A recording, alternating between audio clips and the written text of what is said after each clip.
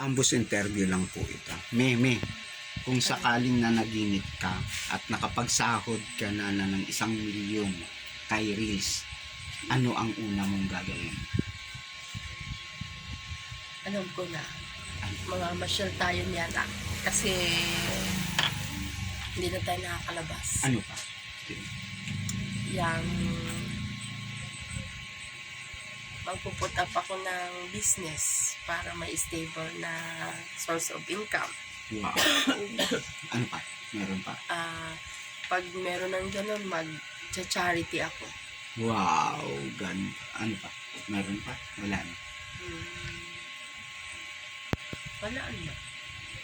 Ako, pag ako nanaginip ako, nananalo na ako sa Reels ng, sumahod na ako sa Reels ng 1,000,000. Alam mo ang gagawin ko? Ano?